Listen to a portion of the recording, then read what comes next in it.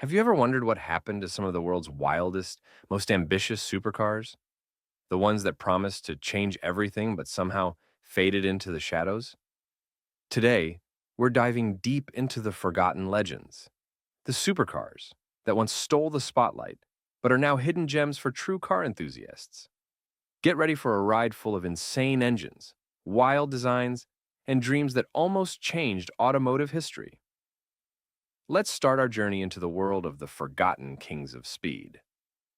Jaguar XJ220, 1992. Once hailed as the fastest production car in the world, the Jaguar XJ220 was a beast born from pure ambition. Originally promised with a V12 engine and all-wheel drive, the final version had a V6 and rear-wheel drive, which disappointed some fans. Still, with a top speed of 212 miles per hour, 341 kilometers per hour, it was a monster of its time. The sad part? A global recession hit right as it launched, and many buyers backed out. From a future legend to an overlooked masterpiece. Cool fact, today you can sometimes find an XJ220 for less money than a new Ferrari, a steal for a piece of speed history. Vector W8, 1989 to 1993. The Vector W8 looked like a spaceship and was built like a fighter jet. An American dream?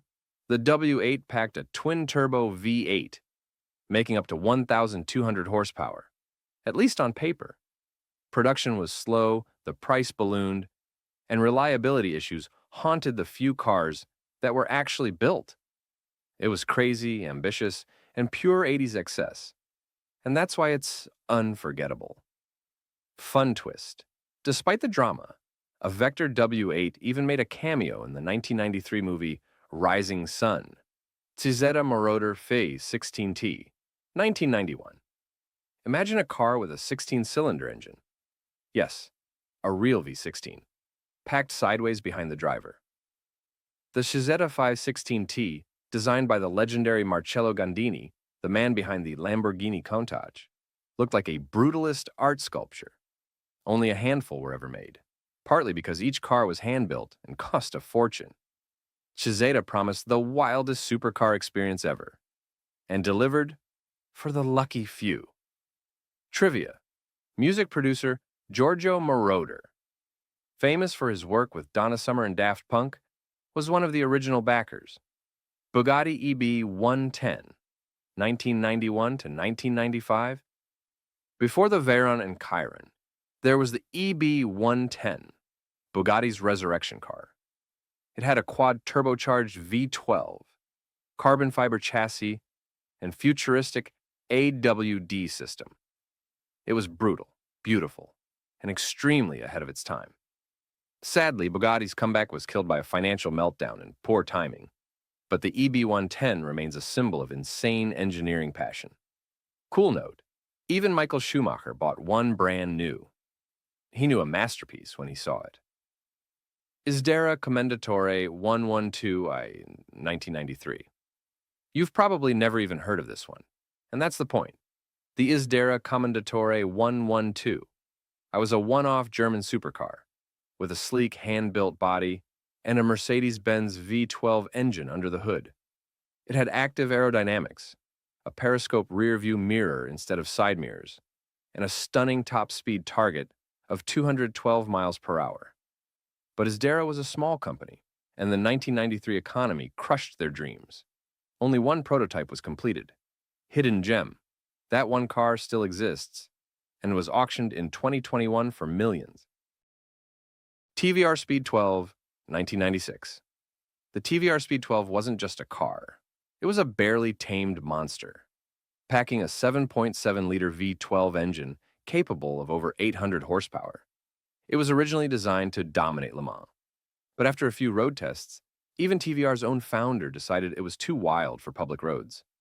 Only one road-legal Speed 12 was ever sold, making it one of the rarest and scariest supercars in history. Insane detail. During testing, it broke TVR's own dyno. They literally couldn't measure how powerful it was. Dauer 962 Le Mans, 1993. What if you could take a Le Mans winning race car and drive it on the street? That's exactly what Dauer did, modifying a Porsche 962 and adding just enough comfort and headlights to make it road legal. With 730 horsepower and near Formula One aerodynamics, it was absurdly fast, even compared to modern supercars. Fun fact, it could hit 0 to 60 miles per hour in just 2.6 seconds. Back when most fast cars struggled to do it under 5, Yamaha OX99-11, 1992. Yes, Yamaha, the motorcycle company, almost built a hypercar. The OX99-11 featured a Formula One-derived V12 engine, a carbon fiber body, and a unique tandem seating arrangement, one seat behind the other, like a fighter jet. Sadly, financial troubles and internal politics killed the project before it ever truly launched. Only 3 prototypes were ever made, all living today as mythic pieces of car lore. Weird trivia. Yamaha originally planned for the car to cost around $800,000, back when that price was totally insane. It all designed Nazca C2, 1992. Imagine if BMW built a supercar in the early 90s, but with Italian flair. The Nazca C2, designed by Italdesign's Giugiaro, was a gorgeous carbon fiber creation with a BMW V12 under its stunning glass canopy. It looked ready to dominate the streets, but it remained just a concept, never reaching production. Hidden gem. 3 prototypes were built, and one was even featured in a Sega arcade game in the 90s, 1995. Before the Gallardo, Lamborghini flirted with a mid-engine V10 concept called the Cala. Designed by Italdesign, again, the Cala was sleek, fast, and hinted at what Lamborghini's future could be. But financial chaos at Lamborghini's parent companies meant it never hit showrooms. Still, it paved the way for the V10 Lambos we know and love today. Cool detail. The prototype was fully functional, and some lucky journalists even got to drive it before it disappeared into history.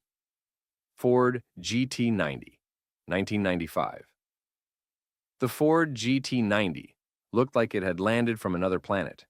With its sharp angles, futuristic lines, and a 720 horsepower quad-turbo V12, it was meant to be the GT40 of the future. Although it never made it to production, the GT90 became a symbol of wild 90s concept car ambition. Fun fact, the exhaust gases were so hot, the rear panels were made from ceramic tiles, just like on the Space Shuttle. Bugatti EB110 SS, 1992. Before the Veyron and Chiron, there was the EB110, and the SS Supersport version was absolute madness. With a quad-turbocharged V12 pushing out 610 horsepower, it could blast past 200 miles per hour. Unthinkable at the time.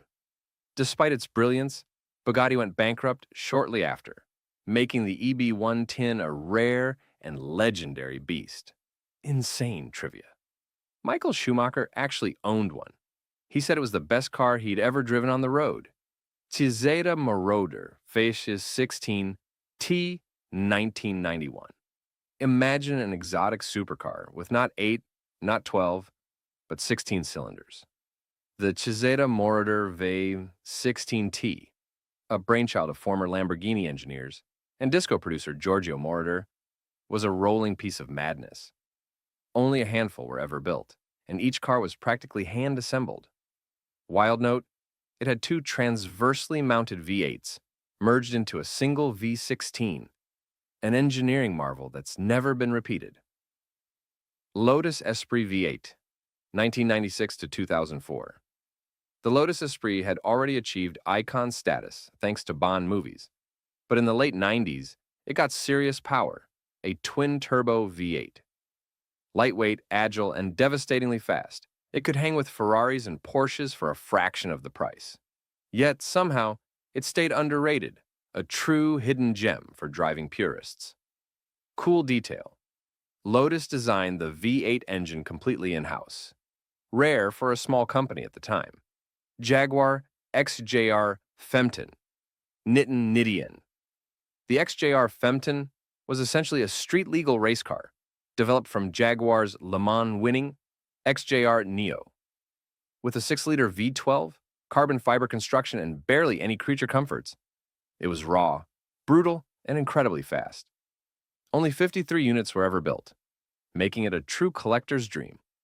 Fun fact, it was the first road car entirely made of carbon fiber, beating even McLaren to the punch. As we look back at these forgotten supercars, one thing is clear. In the world of speed and passion, there's no room for the ordinary. Each of these machines defied time, rules, and even common sense. They didn't just race, they carved their legacy into the hearts of dreamers everywhere. Their era may be over, but their legends live on. Thanks for taking this ride with me. See you next time on the Roads of Dreams.